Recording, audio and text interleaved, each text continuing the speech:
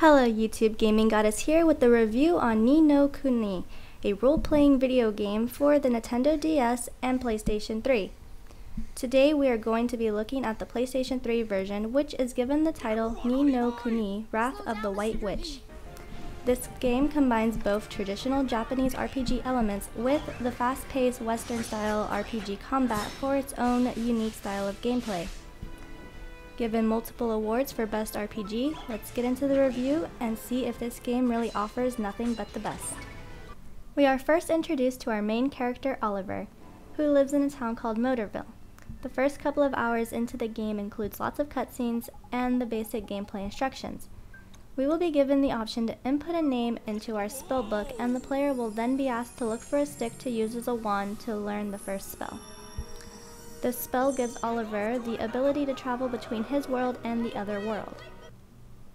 Here in the other world, we can explore towns, villages, dungeons, and other dangerous places. While in a major town or in a small village, we now have access to a variety of shops, an inn, and we can even accept errands from the town people or accept bounties at the Swift Solution shop. After completing an errand or hunting down a specific monster, you can earn a set number of merit stamps. The first set of upgrades will be available, and depending on the upgrade you want, you will have to complete a set number of cards before you are able to exchange them for the upgrades. The world map, dungeons, and any other dangerous place will be filled with monsters. The way a battle starts is by the player running into the monster or by a certain in-game event.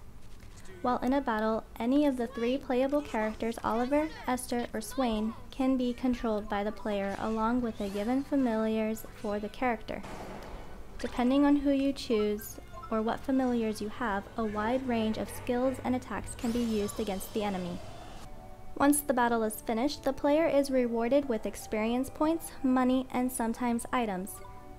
If all party members faint during a battle, this will result in a game over. But the player has the option to continue at the last save by paying 10% of the money that they own in the game. This option also allows you to keep any levels or items that you may have picked up before you died. This game also includes a bit of puzzle solving, which is required in order to progress in the game. By using the puppet string spell while standing on top of the spell symbol, you will be allowed to move the given statues to the correct position according to the hint given to you. That pretty much covers the basic gameplay. Now let's take a better look at the graphics. This game offers a ton of animation and CG cutscenes. Not only does it look beautiful, but it also runs pretty smooth as well. Studio Ghibli worked on the animation scenes for this game, and being a long-term fan of Studio Ghibli movies, I didn't expect any less of them. I couldn't find a single flaw or graphical error in the game's cutscenes. This game offers both English and Japanese voice acting, and personally, the English acting could have been better in terms of how it flowed in a cutscene compared to the Japanese voices. As for the music in the game, I'm a little disappointed that there wasn't more of a variety with the battle music. Yes, when fighting a boss versus any old creature, the two songs were different, but I felt like there could have been a mid-game change in the normal battle music. I've seen this in other RPGs, and it's basically an indicator when you're getting close to the end of the game. Now let's take a look at the pros and cons.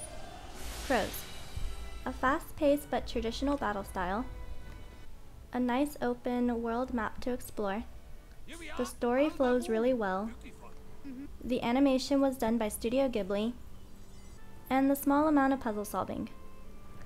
As for the cons, not enough variety in the music, English voice acting didn't flow as well as I expected, and the gameplay is very slow paced for the first couple of hours. I wouldn't say it's the best RPG I've played, but I did enjoy it enough to say it's a pretty good one. Ni no Kuni, Wrath of the White Witch tells an amazing story, but the game itself feels like it was lacking in pace.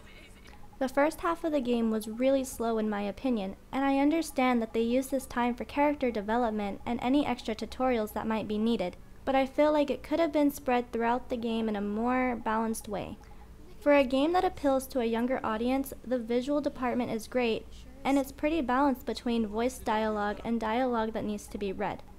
This game gets a 7 out of 10 and is definitely Goddess approved. If you're looking for something that's slow paced but has good gameplay features in it as well, this is the game for you. This has been a Gaming Goddess review. Leave a like if you enjoyed the video. Also tell me what you think of Ni no Kuni. Is it your favorite or did you hate it? I love reading everyone's comments. And remember to keep on gaming.